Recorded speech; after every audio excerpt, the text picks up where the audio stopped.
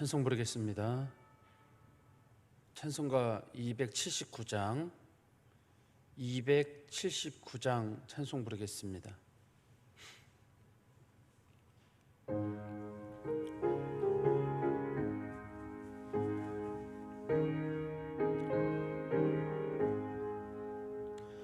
인내하신 구세주여 내가 비오니 죄인 오라실 때에 날 부르소서. 주여 주여 내가 비오니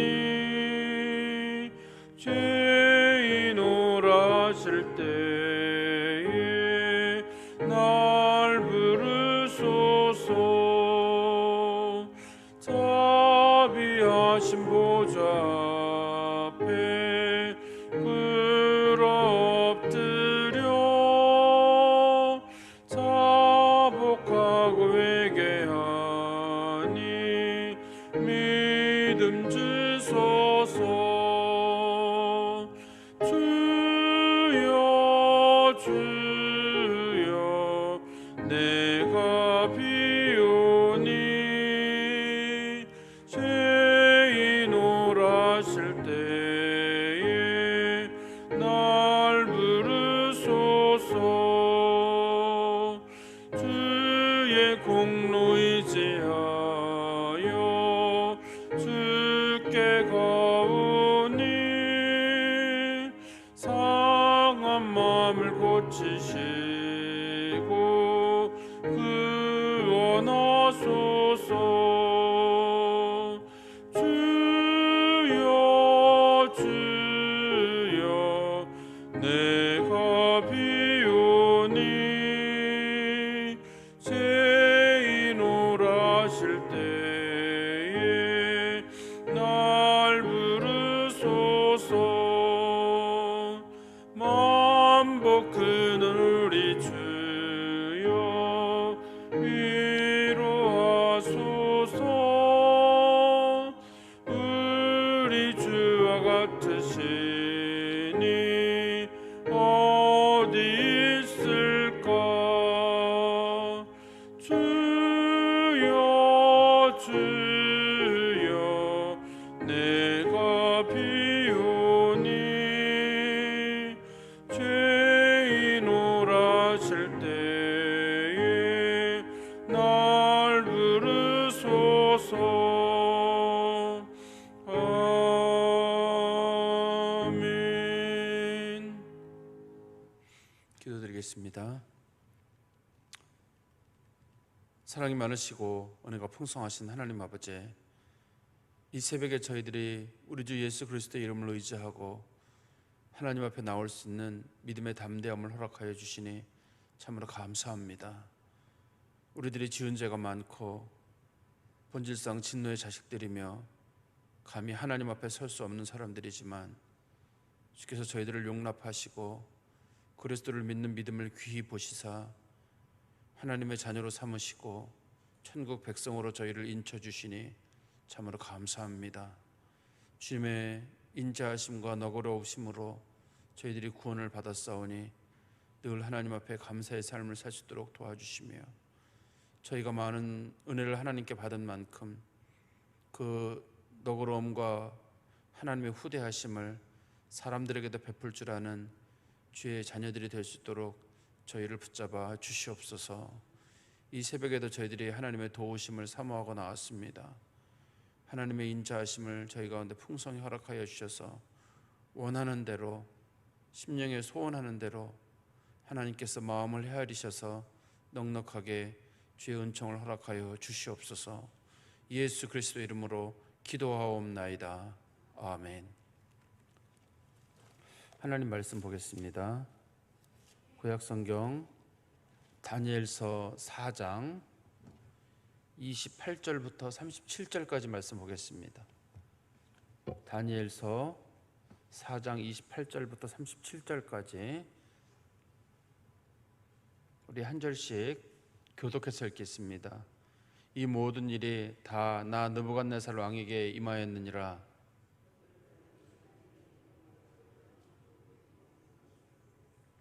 나 왕이 말하여 이르되 이 큰 바벨론은 내가 능력과 권세로 건설하여 나의 도성으로 삼고 이것으로 내 위엄의 영광을 나타낸 것이 아니냐 하였더니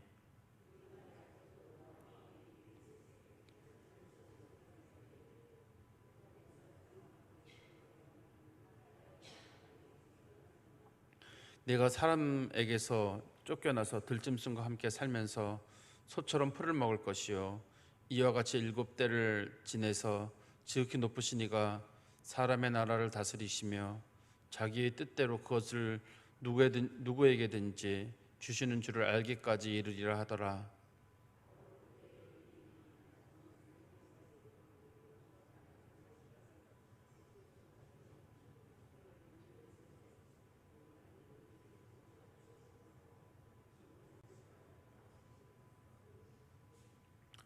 그 기한이 참에 나 느부갓네살이 하늘을 우러러 보았더니 내 총명이 다시 내게로 돌아온지라.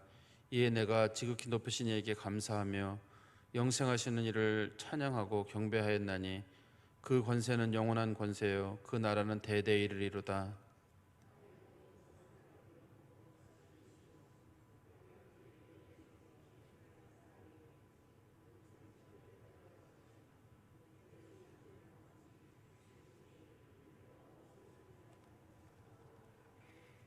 그때 내 총명이 내게 돌아왔고 또 내 나라의 영광에 대하여도 내 위엄과 광명이 내게로 돌아왔고 또 나의 모사들과 관원들이 내게 찾아오니 내가 내 나라에서 다시 세움을 받고 또 지극한 위세가 내게 더하였느니라.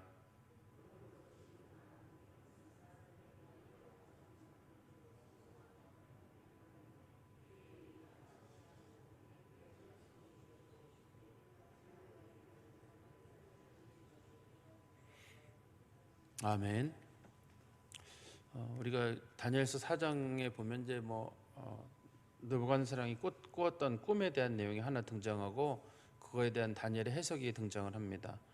근데 다니엘이 그 꿈에 대해서 해석하기를 느부갓네살 왕이 꾸었던 그 꿈의 내용은 한 큰 나무가 있었는데 그 나무가 베어지게 되고 그 나무에 살고 있던 많은 짐승들이 떠나게 되고 그리고 그 꿈의 내용 자체를 느부갓네살 왕이 폐위가 되고 결국 느부갓네살 왕이 미치게 될 것이다. 그런 식으로 이제 해석을 했었거든요. 그리고 나서 느부갓네살에게 부탁을 하기를 왕이 이 하나님이 꾼 그 꿈이 왕에게 이루어지지 않으려면 왕이 두 가지만 하면 된다. 하나는 공의를 행하고 우리 27절에 나와 있는 내용인데요. 왕이 공의를 행하시고 그리고 왕이 사람들을 좀 불쌍히 여기는 마음을 가져라. 이런 얘기를 이제 다니엘이 느부갓네살에게 조언해 줬습니다. 여기까지만 들어보면 우리가 느부갓네살이 뭔가 크게 할 것 같다라고 싶은데 오늘 28절에 말씀해 보시면 이 모든 일이 다 나 느부갓네살 왕에게 임하였느니라 이렇게 돼 있어요.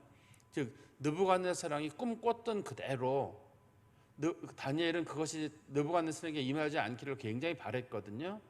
근데 느부갓네살 왕이 꿨던 꿈 그대로 느부갓네살 왕에게 모든 게 임하게 됩니다. 이거는 성경의 기록에만 나올 뿐만 아니라 바벨론의 많은 기록에도 나오고 이 느부갓네살 왕이 미쳤던 내용들은 당시 그 고대 근동에 있는 많은 책들에 언급이 되어 있는 내용 중에 한 가지예요. 실제로 느부갓네살이 이제 미쳐가지고 그 정치를 못하는 기간이 있는데 어떤 책에는 이게 한 3년 정도 된다고 돼 있고 어떤 책에는 한 7년 정도 된다고 돼 있는데 성경에 7대라고 돼 있으니까 우리가 이걸 7년으로 봐도 크게 무리는 없을 것 같은데요. 우리 29절에 말씀해 보시면 12해가 지난 후에 12해가 지났단 말은 느부갓네살 왕이 그 꿈을 꾸고 다니엘이 그 꿈을 해석해 주고 난 다음에 12해가 지났다는 뜻이겠죠. 내가 바벨론 왕궁 지붕에서 거닐세 30절 나 왕이 말하여 이르되 이 큰 바벨론은 내가 능력과 권세로 건설하여 나의 도성으로 삼고 이것으로 내 위엄의 영광을 나타낸 것이 아니냐 하였더니 이 말이 아직도 나 왕의 입에 있을 때 하늘에서 소리가 내려 이르되 느부갓네살 왕아 내게 말하노니 나라의 왕위가 내게서 떠났느니라. 이제 느부갓네살 왕이 우리가 생각하는 것보다 작은 왕은 아니에요. 느부갓네살왕을 이제 두 가지 면에서 볼 수 있겠죠. 하나는 성경적인 면에서 놓고 보면 이스라엘 사람들하고 관련돼서 보면 느부갓네살왕이 참 나쁜 왕입니다. 이스라엘 땅을 세 번이나 점령해가지고 이스라엘 백성들을 세 번 포로로 끌어가게 되고 하나님의 성전을 불태우는 일도 느부갓네살왕이 하게 되잖아요. 느부갓네살왕으로 인해서 이스라엘 백성들이 참 이렇게 고통을 많이 겪게 되고 이스라엘 백성들이 자기네들이 참 다윗과 솔로몬 때부터 이어왔던 그 성전이 불타는 그런 수모를 겪게 되는 그 역할을 했던 사람이 느부갓네살인데, 그러나 일반적인 세계 역사나 혹은 바벨론 역사에 봤을 때는 느부갓네살왕이 대단한 사람 중에 하나예요. 당시에 이제 그 느부갓네살왕이 지었던 성, 그걸 고고학자들이 이렇게 살펴보면 느부갓네살이 지었던 그 성의 그 넓이가 그 둘레가 한 27km 정도 됐다고 합니다. 옛날 기록에 보면 그 정도 되고, 또 느부갓네살왕이 그 수리 사업을 잘해가지고 굉장히 멀리 있는 유프라테스 강을 이 바벨론 지역은 사막 지역이거든요. 이쪽 지역은 이쪽으로 물을 끌어와요. 물을 끌어와가지고 백성들이 살 수 있도록 만듭니다. 이쪽 지역을. 그리고 원래는 아주 사막화된 지역, 그쪽 지역 중에 하나인데 이쪽에 사람이 살기 좋은 곳으로 되게 되고, 그 다음에 자기의 그 부인이 누구였냐면 메대의 공주였었거든요. 그 공주가 그 부모를 떠나서 멀리 와 있으니까 공주 외롭지 말라고 공중정원이라고 하는 큰 정원을 만들어요. 느부갓네살이 이제 그걸 지켜보고 있는데 자기가 보니까 너무 대단한 거예요. 어떻게 이렇게 큰 성을 만들고, 그것도 나라가 오래된 나라가 아니거든요. 이 바벨론 제국은 이때는 우리가 바벨론 제국이라고 부르지만 실제로는 신바벨론 제국이라고 부릅니다. 과거에 함무라비 법전을 만들었던 그 함무라비가 있던 시대를 구바벨론이라고 부르고 이때를 그 신바벨론이라고 부르는데 세워진 지가 얼마 안 돼요. 그러니까 당시 아수르가 612년에 망하거든요. 그리고 나서 바벨론 제국이 세워진 지 얼마 안 되잖아요. 바벨론이 아수르를 물리쳤으니까 얼마 되지 않는 왕국인데 그 짧은 기간 동안 이렇게 큰 걸 세운 걸 보니까 그걸 자기가 그것을 바라보면서 느껴진 것이 30절에 큰 바벨론은 내가 능력과 권세로 건설하여 나의 도성으로 삼고 이것으로 내 위엄과 영광을 나타내는 것이 아니냐. 자기가 보니까 너무 뿌듯한 거예요. 어떻게 내가 이런 일을 다 만들어내고, 그것도 백성들은 자기에게 존경의 모습을 보이게 되니까 이 사람이 이제 정신을 잃는 거예요. 내가 이 정도 대단하구나. 그런 마음이 들었을 때 하늘에서 소리가 들리기 시작하는데, 이거는 하나님이 그에게 하시는 소리겠죠. 그의 정신을 빼앗는 걸 겁니다. 그에게서 정신을 빼앗아서 느부갓네살 왕은 31절에 내게 말하노니 나라의 왕위가 내게서 떠났느니라. 이 나라를 세울 수 있는 것도, 모든 그런 권력을 준 것도, 성을 지을 수 있는 것도 준 것도 다 하나님이 주신 거잖아요. 근데 하나님이 줬는데 이거를 잊어버리는 거예요. 사람들이 다들 처음에는 뭐 하나님 인정하는 것 같고 겸손하게 하는 것처럼 보이지만 사람들이 어느 정도 저게 되게 되면 다들 잊어버려요. 다들 자기가 했다고 생각이 드는 것 같습니다. 그래서 32절에 내가 사람에게서 쫓겨나서 들짐승과 함께 살면서 소처럼 풀을 먹을 것이요 이와 같이 7대를 지내서 지극히 높으신 이가 사람의 나라를 다스리시며 자기의 뜻대로 그것을 누구에게든지 주시는 줄을 알기까지 이르리라 하더라. 느부갓네살왕이 한 7년 정도, 이게 성경에서 7대입니다만 7대 정도를 보내면서 그 짐승과 같은 생활을 하게 되는데, 제가 이걸 좀 설명드리기를, 이걸 이제 난광이라고 부르는 질병이라고 일반적으로 알려져 있거든요. 자기 자신이 짐승이라고 생각이 들어가지고 정신이 미친 사람, 정신병 중에 한 가지입니다. 정신병 중에 한 가지인데 초기에는 뭐 우울증처럼 나타나다가 어느 순간에 이게 이제 자기가 짐승이라고 변하는 그런 질병이라고 하거든요. 그 질병이 걸려가지고 미친 사람처럼 행동을 하게 되고 백성들에게 쫓겨나가지고 얼마 동안 실각하는 그런 상태가 있게 된다는 내용입니다. 그리고 난 다음에 33절에 보시면 바로 그때 하나님께서 하늘 공중에서 느부갓네살에게 말하는 어떤 소리 하나를 느부갓네살이 그 성 위에 서 있다가 갑자기 들었거든요. 근데 성경에 보니까 바로 그때 이 일이 나 느부갓네살에게 응함으로 내가 사람에게 쫓겨나서 소처럼 풀을 먹으며 몸이 하늘의 이슬에 젖고 머리털이 독수리 털과 같이 자랐고 손톱은 새 발톱과 같이 되었더라. 이거는 뭐 사람이 제대로 자기를 관리하지 않게 되면 머리카락은 삐쭉삐쭉하게 자라게 되고 손톱 안 깎으면 손톱이 이게 휘어지게 되고, 아마 뭐 사람들이 미친 사람의 일반적인 모습을 설명하고 있는 것 같습니다. 그리고 그 기한이 참에 7대를 지난 다음에 나 느부갓네살이 하늘을 우러러 보았다. 하늘을 우러러 보았다는 말은 자기 자신이 마음이 들면서 내가 이거를 해결할 수 있는 길은 하나님밖에 없구나. 그러니까 하나님의 도움을 구했다는 뜻일 거예요. 하늘을 우러러 봤단 말이. 내 총명이 내게로 다시 돌아온지라 이에 내가 지극히 높으신 이에게 감사하며 영생하시는 이를 찬양하고 경배하였나니 그 권세는 영원한 권세요 그 나라는 대대 이르리로다. 그러니까 하나님의 권세와 하나님의 능력은 대대 이르지만 인간의 나라와 권세는 금방 떠날 거거든요. 우리가 왜 그런 모습 보지 않습니까? 아무리 큰 나라도 그렇게 역사적으로 오랫동안 유지되는 나라가 없어요.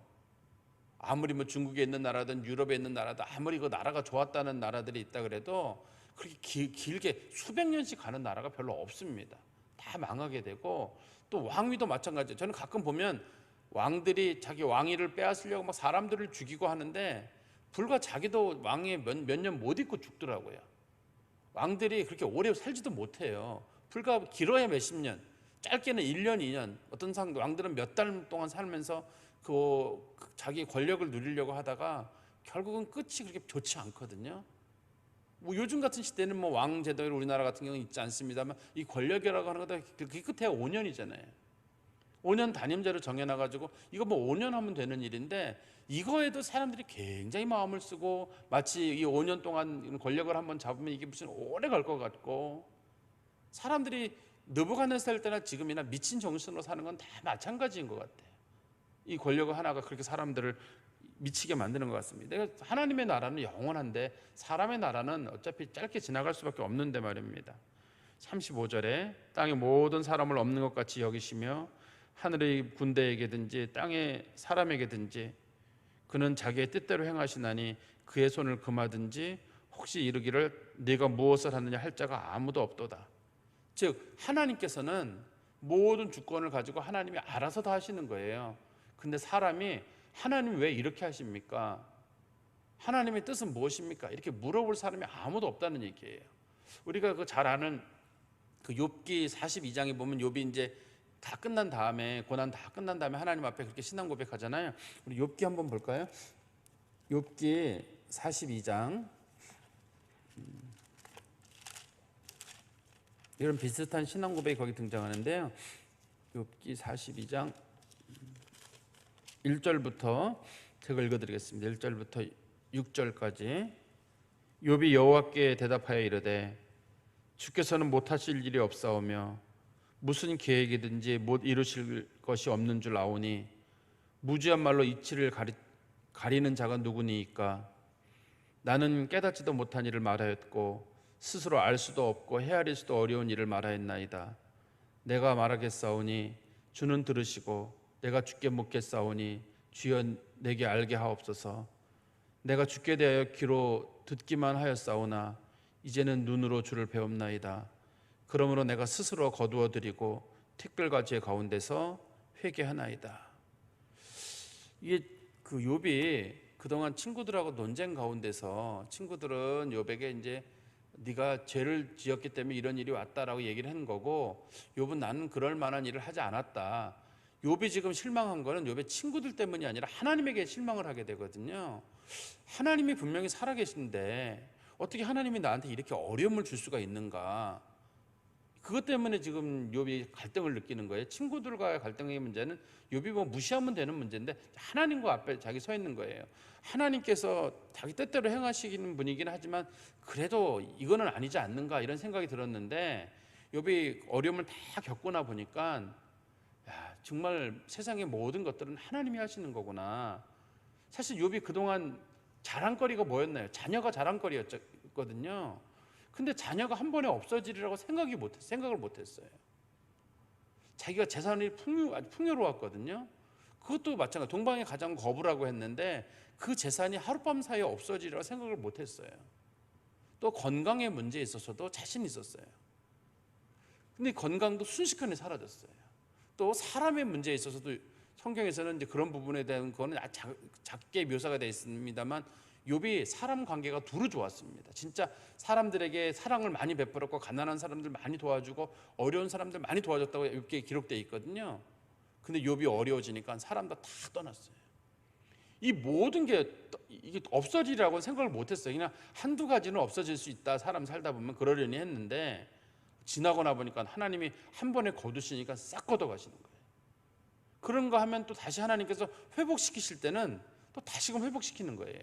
그러니까 욥이 끝나고 나서 정신이 번쩍 드는 거야. 아, 내가 아직까지 신앙의 깊이라는 걸 몰랐구나. 그때도 제가 욥기를 설교할 때 그런 말씀을 성도들에게 말씀드렸던 기억이 나요. 신앙이라고 하는 것은 좋은 일, 그러니까 좋은 일을 많이 겪은 사람들, 그런 사람들이 보는 신앙의 한 면이 있고, 어려움을 많이 겪었던 사람들이 보는 신앙의 면이 있어요. 이 두 가지를 다 볼 수 있는 사람은 신앙이 건강한 거고 성숙된 거지만, 한 가지 면만 보는 사람, 그러니까 고난만 많이 겪은 사람도 하나님의 뜻을 잘 몰라요. 그리고 정말 편안한 날만 많이 보내는 사람이 있거든요. 그런 사람도 하나님의 은혜를 잘 몰라요. 신앙에는 양면이 있거든요. 좋은 날도 있고, 신앙에 우리 인생 가운데는 어려운 날도 있어요. 이 두 가지를 하나님께서 우리 인생 가운데 섞어 놓으셨거든요. 근데 욥도 마찬가지. 그동안은 정말 좋은 일이 있는 줄만 알았기 때문에 자기는 하나님은 사랑인 줄 알았어요. 그리고 하나님은 열심히 살면 하나님은 도와주는 줄 알았어요. 인간이 땀 흘릴 만큼의 대가를 버는 줄 알았어요. 그리고 내가 정말 사람들 돕고 친하게 지내면 주변에 사람들이 많은 줄 알았어요. 그게 인생인 줄 알았어요. 근데 어느 날 자기가 딱 고난을 겪고 나 보니까 열심히 살아도 안 된다는 걸 알았어요. 자기가 조심해도 건강은 얼마든지 잃을 수 있다는 걸 알았어요. 주변에 있는 사람 다 떠난다는 걸 알았어요. 형제, 자매, 친인척도 내가 어려울 때는 아무도 모른다는 걸 알았어요. 심지어는 어려운 날에는 기도도 안 된다는 걸 알았어요. 이게 욥이 이 두 가지 면을 다 보는 데까지는 상당한 시간이 걸리게 됩니다. 이게 신앙의 면이에요. 그래서 이걸 모르는 사람들은, 예를 들어서 어떤 사람들에게 말하기를, 여러분 하나님 믿으면 잘 됩니다. 잘 되기도 하지만 하나님 믿으면 어려움을 겪기도 해요. 여러분 회복됩니다. 네, 회복도 되지만 어떤 사람들은 하나님이 데려가시기도 하세요. 이 두 가지 면이 신앙에 다 있는데 욥이 그거를 보게 됐다는 거예요. 고난을 다 겪고 난 다음에. 느부갓네살도 마찬가지예요. 그동안은 자기가 다 하는 줄 알았는데 어느 날 하나님이 자기를 미치게 만들었다가 다시 정신을 회복시켜주고 나니까, 야, 세상은 하나님이 하시는 거구나. 이 왕이라는 것도 내가 하는 게 아니라 이것도 하나님이, 느부갓네살 같은 경우는 아직까지 하나님을 믿는 사람은 아니거든요, 제대로. 느부갓네살은, 그러나 그게 개념이 신 개념이라 하더라도 어떻든 세상은 사람이 하는 게 아니라 하나님이 주장하시는구나, 그 부분을 깨달았다는 거예요. 혹시 여러분들이 이 두 가지 면을 다 보고 계시다 그러면 여러분들이 신앙에 상당히 성숙한 거예요. 감사할 일이에요. 그런데 한 가지 면만 보고 있고 정말 지금까지 그냥 크고 좋은 일들, 그런 것들만 다 보인다 그러면 그건 아직까지 신앙의 면을 잘 모르는 일일 거예요. 또 너무 어려운 면만 겪어온 분들도 신앙의 면을 잘 모르는 거예요. 그런 사람들은 하나님을 원망하게 되거든요. 세상을 너무 우울하게만 보일 거란 말이에요. 신앙은 꼭 우울한 것만, 신앙생활이 꼭 우울한 것만은 아니잖아요. 우리 인생 가운데는 좋은 일들, 감사한 일도 얼마든지 있는데, 그럼 이런 일이 왜 우리 가운데 있느냐? 그건 하나님의 절대 주권이에요. 하나님께서 자기 백성들에게 그냥 기뻐하시는 뜻대로 하나님이, 내가 이 사람은 오늘은 도와줘야 되겠다. 이 사람은 내가 신앙에 성숙시켜야 되겠다. 누구에게는 고난을 줄지, 누구의 생명을 걷어가실지, 누구에게는 이런 방법으로 은혜를 줄지 아무도 모르기 때문에, 우리가 하나님의 이중 예정이라고 불려지는 게 있잖아요. 이중 예정이라는 건 어떤 거냐면 하나님이 택하시기도 하시고 누구는 버리기도 하신다. 그걸 한문으로는 유기라고 하거든요. 유기, 선택과 유기라고 하는데, 누구는 택하시고 누구는 하나님이 버리기도 하세요. 우리는 따지기를, 하나님은 누구는 택하시고 누구는 버리십니까? 그것도 하나님의 절대 주권이에요. 하나님은 왜 그러는지 몰라요. 왜 나를 구속해 주는지 우리는 그냥 몰라요. 그냥 하나님의 깊으신 뜻을 인정하는 거예요. 근데 그걸 아직까지 모르는 사람들은 왜 하나님이 세상을 그렇게 만들어? 하나님도 야속하다. 신이 있으면 어떻게 그럴 수가 있어? 하나님 몰라서 그래요. 하나님을 깊이 바라보는 사람들은 그래요. 그것도 하나님의 뜻이라면 내가 받아들이겠습니다. 사는 것이 하나님의 뜻이라면, 죽는 것이 하나님의 뜻이라면, 하나님이 나로 고난을 겪게 하는 게 하나님의 뜻이라면, 부유하게 하는 게 하나님의 뜻이라면 하나님 앞에서 조용하게 침묵하고 하나님을 인정하게 되는데, 느부갓네살도 자기가 그 단계까지 갔다고 지금 말하고 있는 겁니다. 그리고 36절에 그때 내 총명이 내게 돌아왔고 또 내 나라의 영광에 대하여도 내 위엄과 광명이 내게로 돌아왔고 또 나의 모사들과 관원들이 내게 찾아오니 내가 내 나라에서 다시 세움을 받고 또 지극한 위세가 내게 더하였느니라. 그러므로 지금 나 느부갓네살은 하늘의 왕을 찬양하고 칭송하여 경배하노니 그의 일이 다 진실하고 그의 행사가 다 의로움심으로. 진실하고 의롭다는 말은 하나님이 하는 일, 신이 하는 일은 다 옳아요. 하나님이 하는 일은 내가 볼 때는 아닌 것 같아도 다 지나고 나보면 거기는 하나님의 옳은 뜻이 있다는 겁니다. 교만하게 행하는 자를 그가 낮추십니다. 느부갓네살이 깨달았어요. 자기가 얼마나 교만했는지. 하나님께서 겸손한 자는 높이시고 교만한 자를 낮추었다는 사실을 느부갓네살이 깨달았다는 겁니다. 말씀을 좀 정리해 보면 두 가지 각도에서 볼 수 있을 거예요. 하나는 모든 절대 주권은 하나님에게 있어요. 그걸 인정할 수 있는 게 신앙의 깊은 부분입니다. 아까 말씀드린 욥도 마찬가지예요. 욥이 그동안 신앙생활 잘했다 그러지만 한 면만 봤는데 깊은 부분까지 들어가고 고난까지 겪고 나니까 욥이 신앙의 더 깊은 부분까지 봤거든요.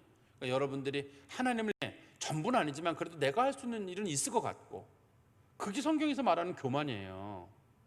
무슨 잘난 체를 하는 거에 대해서는 성경에서 뭐 사람 취급도 하지 않고 그냥 그래도 내가 뭐 하는 것 같고, 옳고 그름의 판단도 내가 내릴 수 있는 것 같고, 세상에서는 그래도 내가 하는 일이 뭐 있는 것 같고 사람들의 칭찬 들을 만한 일을 내가 뭐 한 것 같고 이런 마음이 들 때가 있어요.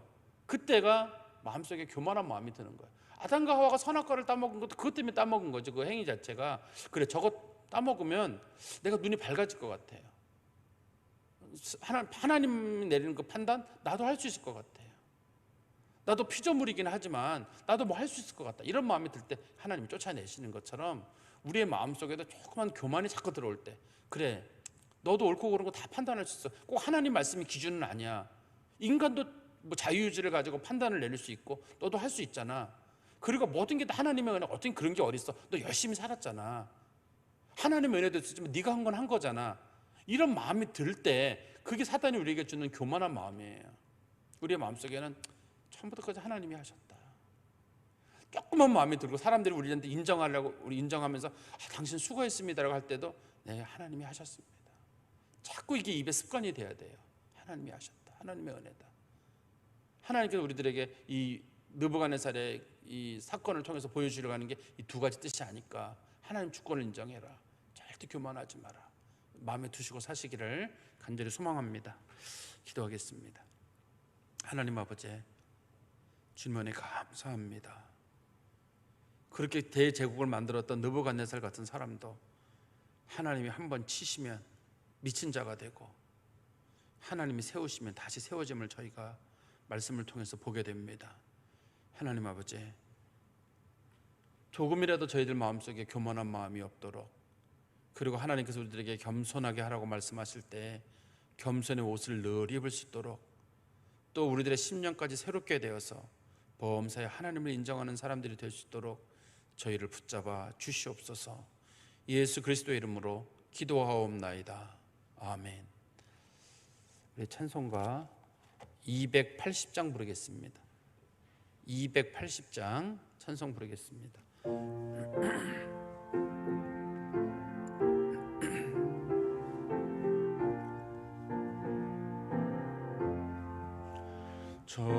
전부여 의지 없어서 손 들고 옵니다. 곧 되게 하는 마음으로 주 앞에 옵니다. 아멘. 주님 가르쳐주신 기도로 예배 마치겠습니다. 하늘에 계신 우리 아버지여, 이름이 거룩히 여김을 받으시오며 나라의 임하옵시며 뜻이 하늘에서 이룬 것 같이 땅에서도 이루어지이다. 오늘날 우리에게 일용할 양식을 주옵시고 우리가 우리에게 죄 지은 자를 사하여 준 것 같이 우리 죄를 사하여 주옵시고 우리를 시험에 들게 하지 마옵시고 다만 악에서 구하옵소서. 대개 나라와 권세와 영광이 아버지께 영원히 있사옵나이다. 아멘.